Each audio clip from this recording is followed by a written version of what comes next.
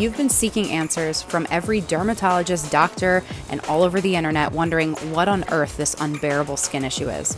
You know something's up, and you've been suffering and silenced for far too long.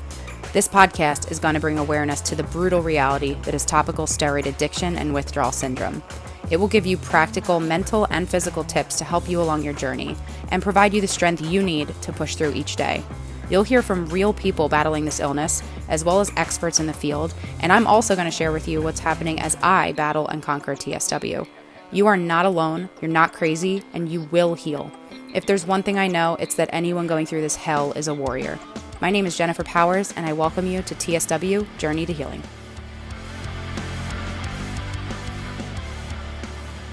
Okay, hi Grace, welcome to the show. I am so thrilled to have you on TSW Journey to Healing. Hey, thank you. So before we actually dive into some of these questions, I actually wanted to tell you that you are the reason that I know what the heck TSW is. I think, and I don't know if you knew that. I don't know if I told you that, but it's really interesting. People, friends, family members, they're always saying to me, like, Jen, how did you know that this wasn't just your typical eczema that you've always had? And how did you even hear about topical steroid withdrawal? And I said, I was just like digging around on the internet. I was searching everywhere.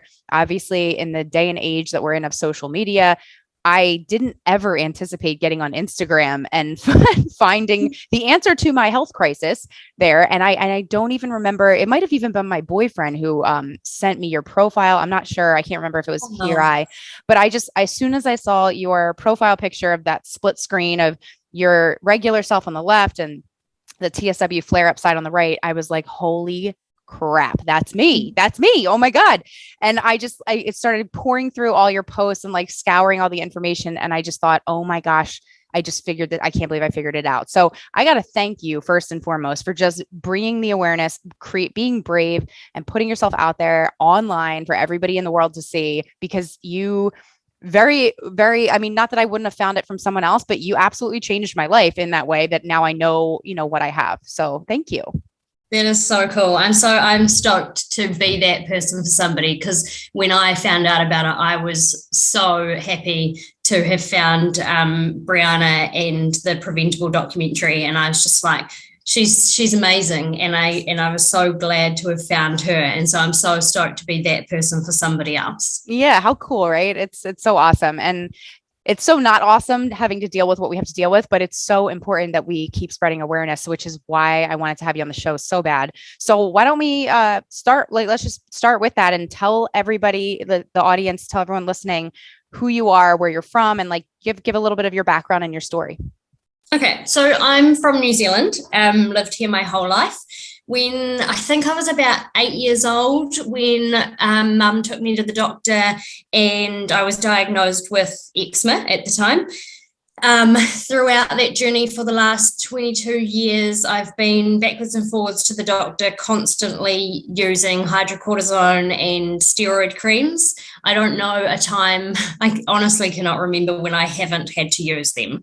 And so that's been 22 years of my life of spending money on doctors and spending money on creams and trying different ones. And then the doctor going, oh, that one doesn't work. Okay, let's give you a stronger one. And yeah, it's been a wild ride. But coming up 2 years ago, I experienced a huge flare up, and I just started in a new gym, and it was kind of the start of COVID, and the gym was really sanitizing every surface and the air, and I didn't know what was going on.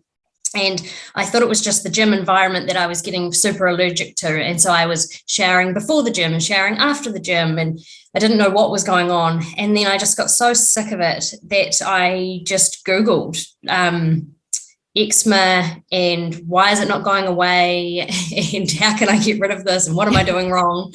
And then that's when I came across the Preventable documentary, and I think the documentary is about 10 minutes long, and I think I was probably 2 minutes in and I just went, that's me, and I burst into tears. And I sent it to my mum, and mum can be cynical sometimes and go, oh no, that's not you, get on with your life, you'll be right. and she just replied straight away, yep, that's you. And I thought, okay, I know. And I was so happy to finally know what this is. Yeah, for sure. It sounds like we have very similar stories because I was diagnosed officially at age 2, and same thing as you, hydrocortisones, prednisone, Yeah. Elidel, I mean, all of them, Protop, all of it. Right. Um, Yeah.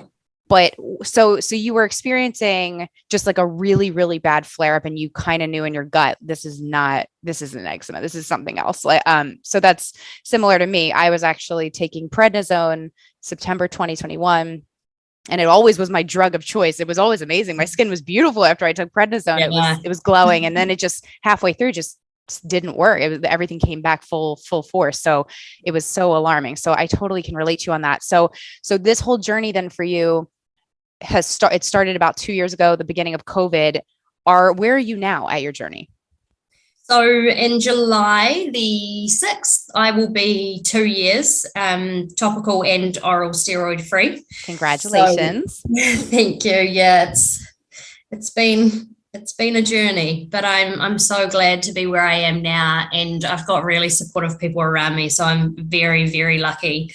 When I was watching the Preventable documentary, the thing that broke my heart the most was the people with partners that just couldn't handle it and left them. And I can't imagine not having my partner by my side and still telling me that I'm beautiful and just supporting me along the way. I couldn't have done it without him, and I couldn't have done it without my friends and family just loving me unconditionally. It's been amazing. Yeah. I agree. My heart breaks for all the people that are, out of work, and then they don't have supportive network. And it's beyond depressing. So I agree. And that's one of the things I think, and maybe you agree, but it like keeps me going, because I'm only June 1st will be beginning into month 7 for me. So, and I think this episode is actually going to air a few weeks after that. So, it's one of those things where even today I'm out of control. I'm having like a bad flare up, and I was doing so well. But I think when we focus on gratitude and all the things we do have, it definitely, I don't know, it brings a smile on my face, even though the tears are falling sometimes. So I couldn't agree with you more. And I think that's why I'm always saying in these episodes, if you do feel alone, there's people online, there's people on social media, there's the It's San Facebook group. There's so many resources that I'm surprised how little there are, but I'm also surprised that there are people like us, because this whole thing can make you feel so crazy alone. But no one is alone. There's so many of us out there, and it's terrible. I wish it wasn't the way it is, but on the other side, it's comforting to know that you're not alone. So what would you say? So you're at 2 years. Would you say right now then that you're fully healed, or where are you at as far as healing? No, I wouldn't say I'm fully healed. For me, fully healed is just never even thinking about my skin. And at the moment, I still have to have a nighttime routine and put on oils and put on different creams. And then like just now, I've just been out in the garden and I'm super itchy now. So I had to take some antihistamines to try and calm that down. So I would say it's so hard to know. I'm so much better than I was in that first year. Even in that first 6 months was probably the hardest for me. So in terms of healing, my estimate would be maybe at 4 years, I would be happy to say I'm fully healed. And if I am, then I'll be stoked. But if it takes 8-10 years, I don't really care, because I'm still better than I was before I stopped the steroids. That's awesome. You have such a great outlook and attitude about it. Because I know some people might hear that and be like, ugh, but again, it's better. Like, we at least know what the problem is. It was the worst thing when I thought I was going into, I think my body was trying to go through TSW multiple times over 2 years before I actually knew what it was. So it's just knowing what this is the beginning of the end, a means to an end. So I agree with you there. What do you say? You said would you say your first 6 months were, you thought, the hardest? Is that what you said? Yeah, I'd say so. That's when I was really withdrawing, and it was probably the most painful, and it was burning and the itch was crazy. But what was that your worst? What would you say? I mean, there's the oozing, the itching, the this, the that. There's so many symptoms. What would you say was the worst for you? Was it the itching or the burning? The itching, the bone deep, like cannot get rid of that itch, and just attacking my face and then you try and use an ice pack and the ice pack doesn't work. So then actually what I did, which I don't think a lot of people do, is I turned to heat.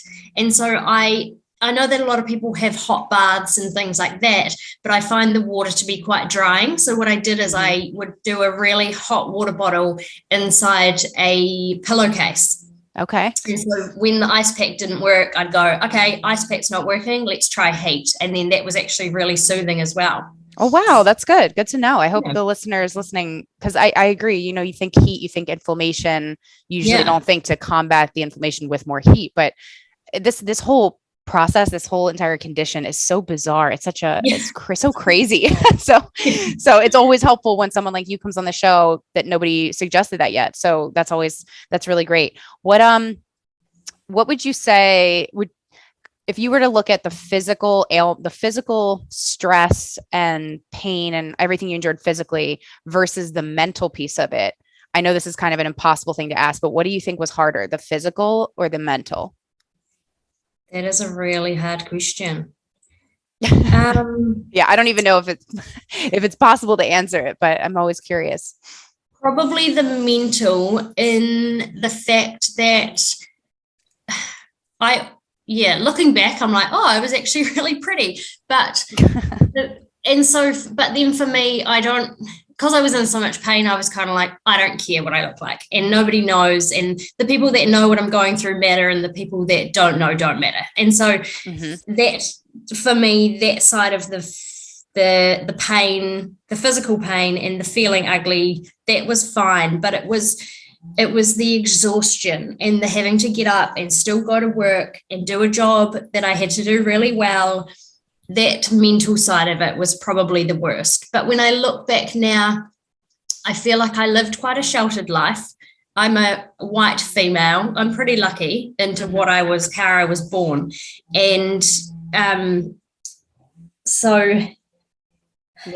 looking back now, I feel like I'm a better person for it. And it sounds so cliche, but I look at people now with different disabilities, or somebody having what would normally call a bad skin day, and I don't think, oh, yuck, or look at that person, or they need to wash their face or stop drinking Coca-Cola. I think, I feel so sorry for you, and I know what you're going through, and I know that you're doing everything that you possibly can. You don't choose to look like that, and you don't choose to have this pain. But knowing what I've gone through, I just feel like I'm so much more understanding of other people and what they're going through and how they look. And I don't judge people on what they wear and that their hair's not done. I just think, wow, I would love to know your journey, and I would love to get to know you. I think I totally agree with that. And I'm very similar as you. I feel like I had a very nice childhood, not a ton of trauma growing up or, anything like that. This whole situation has absolutely shed a whole new light on the way we view people and human beings. And it's just the amount of empathy you have for someone else is just 100 times more when you go through something this rough as TSW. So I totally agree with you. What you mentioned a couple minutes ago that you still do a nighttime routine where you do some like lotions or creams. Can you talk a little bit about what you use during this whole process and what that nighttime routine looks like? Yeah, so in the beginning, I understand why people use the whole moisture withdrawal and whatever those things are. That did not work for me at all. And a big thing for me going through this was to just stay comfortable. My body is going to heal eventually, but I need to be comfortable through this journey, and keeping my skin dry and trying to do moisture withdrawal is just so uncomfortable, and it adds such a level of an extra level of pain that I just feel was so unnecessary for me. So for me in the beginning, I used a lot of Sudocream, which is like that nappy rash cream for people who don't know. And I found it was really helpful to use that while my skin was red and irritated, because it's quite drying. I think it's a zinc, and so it dries out the inflammation. And then when my skin's dry, I would use like a Balmonds type balm.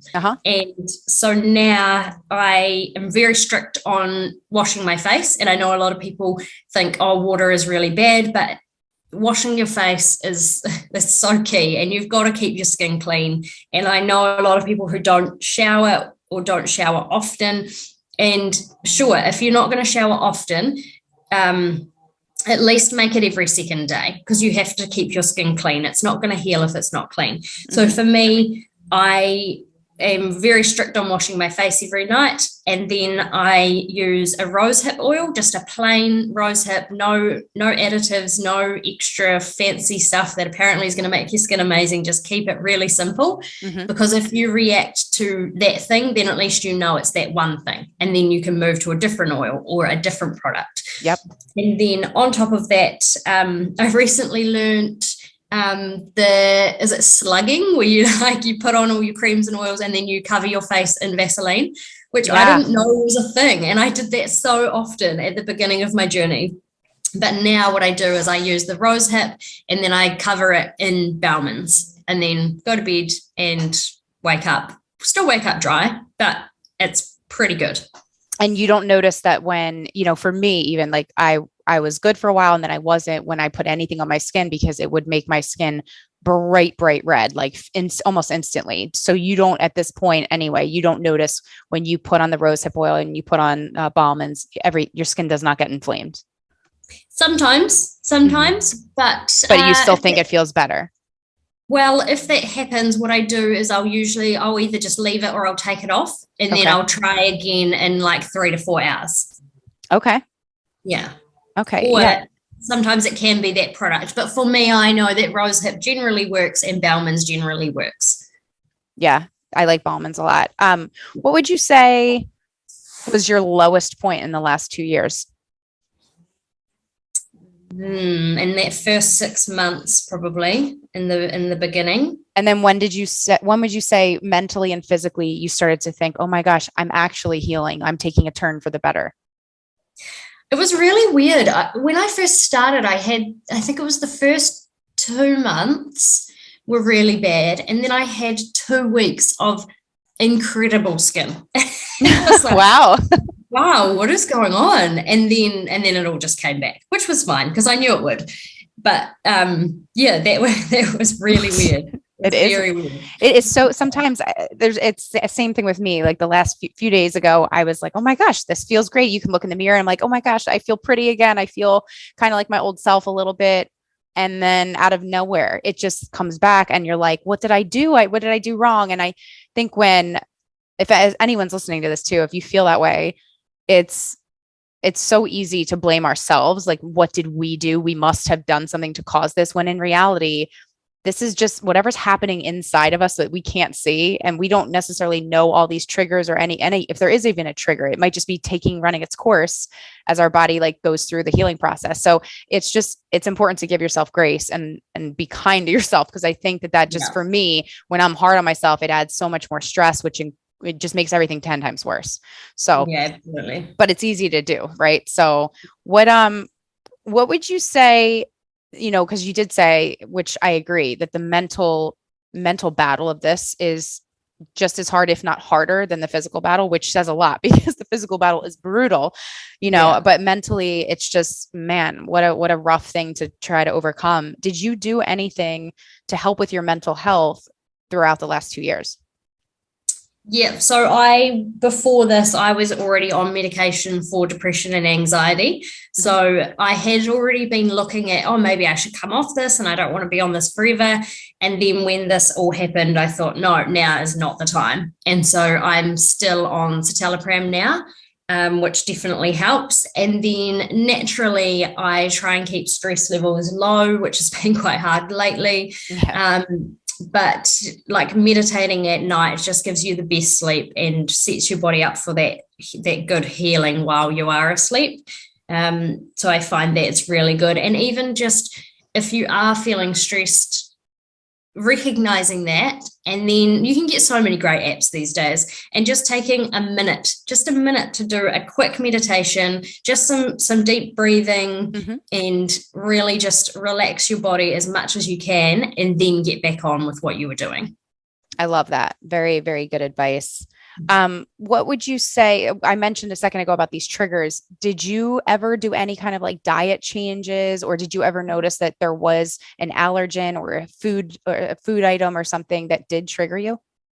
Yeah. So before I went into TSW, I did like the hair follicle test, and that came up with a few things that I had already suspected, that was really helpful to be like, oh, okay, yep, no, I was right, I'll stay off them. So for me, it was things like acidic foods, so your citruses and tomatoes, things like that. I tried to avoid. And I also try to avoid dairy as much as I can. I tried all the diets, the Epsom diet, and eating cabbage soup and onions and plain potatoes, and that was it was awful because I'm quite a foodie. But yeah, I tried them, and yeah, all credit to them. It did work, but for me, I couldn't stick to it. And I guess nutritionally, the best things that I have taken, or the best one thing that has also made me realize that, oh, that's why I had such bad hangovers, was I have really been trying to deal with my gut and my liver. And so I've been taking milk thistle, which has been a game changer, an absolute game changer. And my hangovers are better, and my skin is better, and even my digestion is better. It's amazing. And I thank TSW for that, for making me really get my shit together and look into what I should actually be doing, and that my liver wasn't happy. I love that. I take a milk thistle supplement also. You just reminded me, because I actually recently kind of fell off my supplement game. Not all of them, but I mean, I take so many, and I love them. But maybe now that you're saying this, I'm like, I wonder if I'm flaring really bad right now, because I've been a little bit off of my game. But I knew we were connected for a reason. You're talking about hangovers and like dropping some cuss words. I just adore you. I was like, we are meant to be friends. But that's another thing, right? So we were talking about gut and like liver health. I'm an Italian and Irish descent kind of, I mean, American girl, but that's where my family is from. And so I like to throw some alcohol back, right? A beer, wine, whatever. I'm like, whatever really. But I know that so many people, when we talk about detoxing our liver, which absolutely, I could not agree with that more, but it's hard, man. I mean, here in the United States, I'm right now at my family beach house. I'm getting ready for summer, you want to like live your life as normal as possible and not change every little thing. And that's why these diets are sometimes just so overwhelming. And and not that there's anything wrong with them. And I think for some people, they might hit the nail right on the head and completely speed up healing but for others, like I'm exactly the same as you, where consistently sticking with something that is so different than what you were doing, it's a lifestyle change, and it's very hard. It can be very, very difficult. And then I think personally, you try to stick with something, and then if you fall off the wagon and you start beating yourself up, I actually think that's even 10 times worse than just getting on it in the first place, right? If you can just kind of breathe and de-stress and be kind to yourself, there's many ways to heal, and you got to do what's best for you. But so you didn't give up alcohol then during TSW? I gave up for a month, and then I was like, oh, there's not really any change, I'll just drink again. I love it. I did the same thing. I don't even know if I lasted a month. I don't even know, just because it's, when you have family functions, you have parties, you have to socially, but I get it. I totally get it. So let me ask you, I always ask this question on interviews. What would you say? And I know you kind of probably mentioned too about the empathy that you feel now for other people, but what would you say are some of the biggest lessons that you've learned so far in this journey?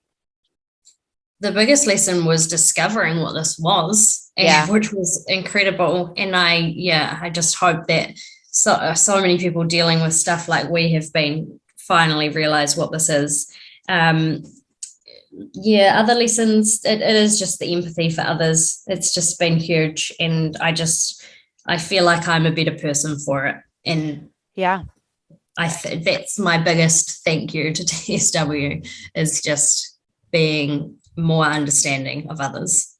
I already feel better. Like, I had such a weird day with dealing with my stuff, but even just talking to you and the constant reminder of looking for the silver lining, or looking for the things that, because of TSW, we are now, we're grateful. What are the reasons that you're grateful because of TSW? I think that's so important. I feel like that's one of the biggest takeaways of this episode that you're bringing up for people is like, yes, it's a disaster. Yes, most days you wish this was not at all, probably every day. You wish this was not a part of your life, right? Because it's just so testing. But at the end of the day, I think when we open our eyes every single day, we're like, wow, I just did that. I just beat that one more day. Like I'm one more day ahead of where I was. And it's, you see people dealing with so many different health conditions and all these awful things that are out there plaguing people. And it's like, this has got to be one of the hardest.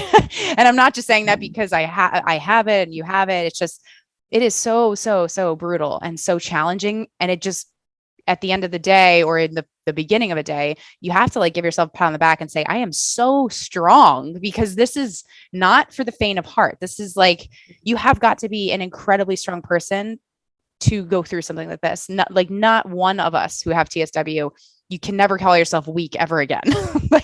Never again. Right. Yeah.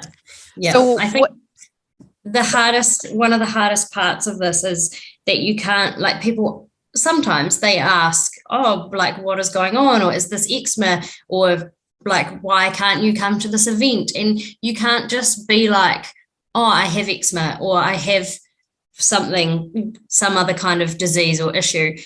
You say, oh, I have TSW, or I'm going through TSW, and then it's a whole other conversation that you then have to explain what it is and why it's not recognized, and oh, the doctor's not recognize it, oh, it mustn't be a thing then. That for me has been the hardest part, is that you can't just straight up be like, I have this, and people go, okay, I understand, see you later. Exactly. I completely agree with you. In fact, I had a conversation with a good girlfriend of mine the other day, and we hadn't caught up in a few weeks at least.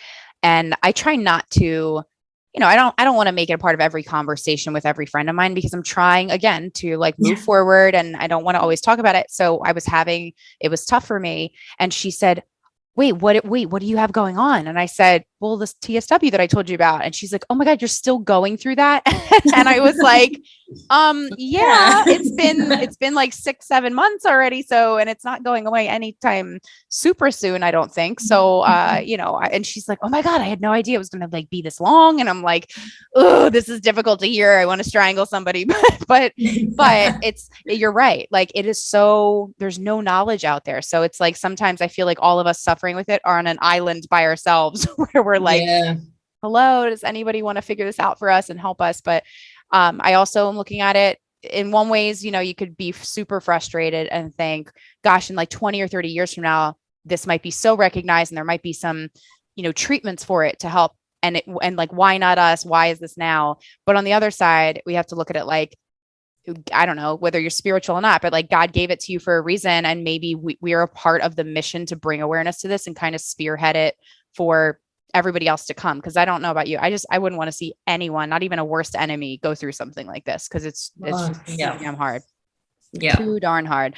So what advice would you give to somebody that is trying, that maybe they just figured out what this is, or maybe they're currently going through it? What advice would you give them?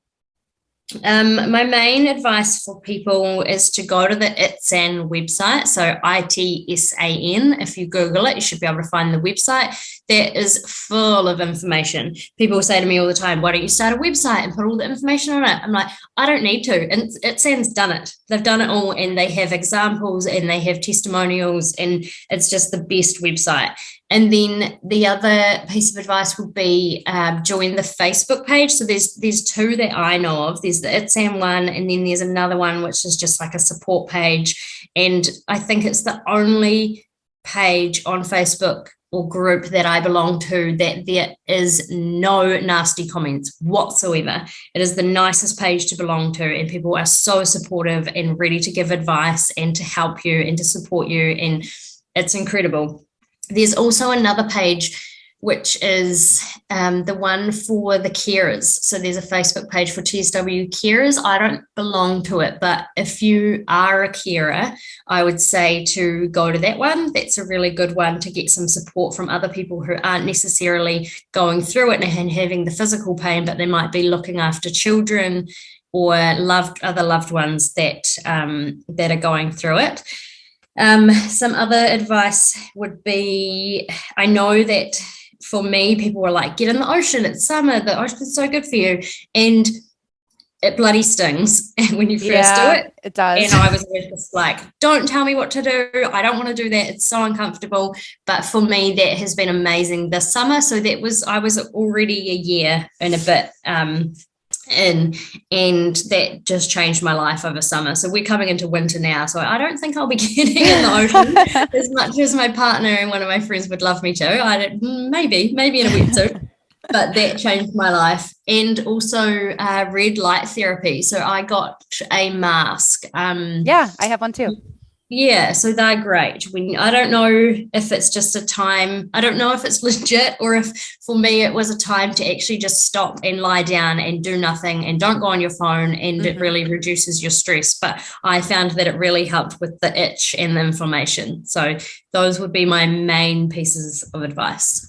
I absolutely love that. Such good stuff. And anyone listening, every single thing we've talked about, it'll be linked in the show notes of this podcast episode, wherever you're listening to this podcast, if it's YouTube or if it's Spotify or whatever.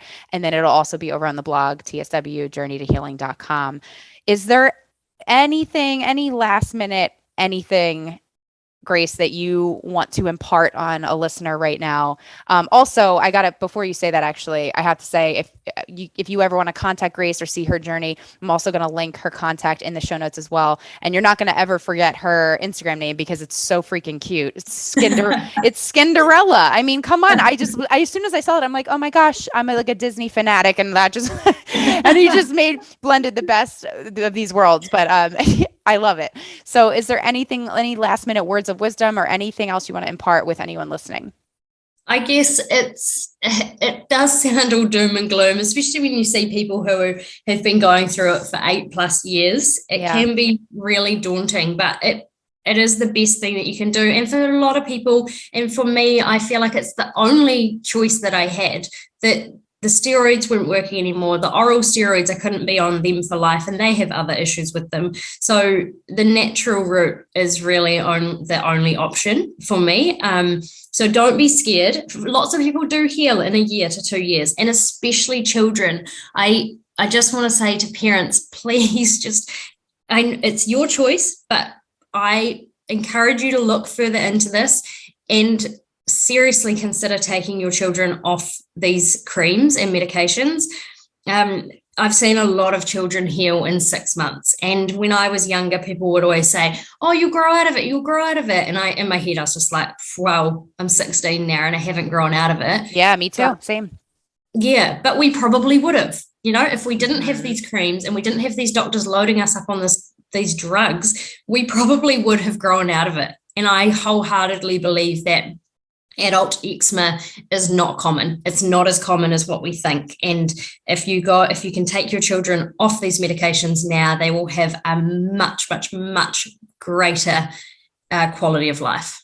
I love that advice. I love that you're talking to parents too, because there are a lot of people listening to the show that they're caregivers, whether it's their adult or a spouse or a partner or it's their child. And I think that's an important message, because it's so often that we are not doctors. Well, you and I right now, right? But you want to trust somebody that went to school, has the degree, has all that experience. Yeah. But I just said this the other day that, doctors are still human beings. They don't know everything. They don't have all the answers, and they can make mistakes. And this is still so unknown, unrecognized, not studied. And so it's got to be people like us in the community that are really spreading this kind of awareness, and giving that to other people, parents, sufferers.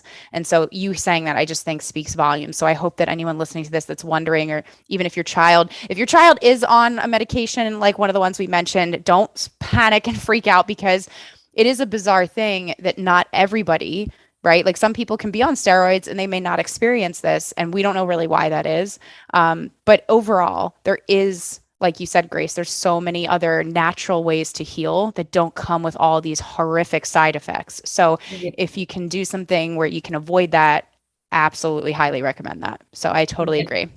I do also just want to make it clear that there is definitely a place for doctors. So don't write them off. I do feel sorry for them as well. They only have 15-minute appointments to be able to see you, but I encourage you to work with your doctor. So tell them what it is. They probably have no idea, and just work with them. And when they say, oh, I want to try you on a protopic, or I want to try you on a different steroid, it's okay to say, no, I don't want to. I'm going to try a different thing, but please support me along the way. And eventually, like for me, I know that I had to go on antibiotics, and my doctor helped me through that. And it was wonderful. And I cleared up, and it was amazing. So there's definitely a place for doctors in this journey.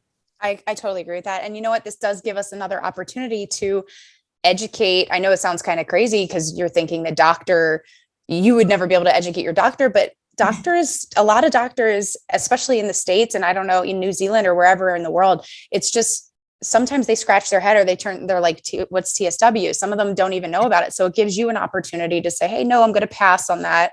Right. Like, I'm not going to take Protopic, or please put something in my chart, write it down that like, I do not want to take any steroids, so don't recommend them or give me prescriptions for them. It gives you the opportunity to spread awareness and share and even educate your own doctor, which is awesome. Yeah. So I love that. Great advice. You have been such a joy to talk to. And I have to thank you again. I will never stop thanking you, because if it wasn't for you, it might've been someone else, but it was you that I discovered this. So thank you so much for doing what you do and sharing yourself. I know it's not easy. I know that when I post pictures of myself, I'm like, oh my gosh, it looks so scary. And that's not what not what I normally look like. But, we have to be brave. We have to put ourselves out there, and you did that for me. So thank you so much. And it was so awesome having you on the show. Thank you so much for having me. Absolutely. We'll have to stay in touch, and I'll be cheering you on for the rest of your journey. And if anyone wants to check the show notes for ways to contact Grace or any of the resources or things that we mentioned, please do so. And have a wonderful rest of your day, Grace. Thanks so much for being here. Thank you. You too. Enjoy your summer. Thank you. I appreciate it. Thanks for listening. Please remember to subscribe and leave feedback. With your help, we can spread awareness together. So please share the show with anyone you know who may be struggling with a medical condition and using steroids to treat it. And be sure to check out the blog for helpful resources to aid you along your TSW journey at tswjourneytohealing.com.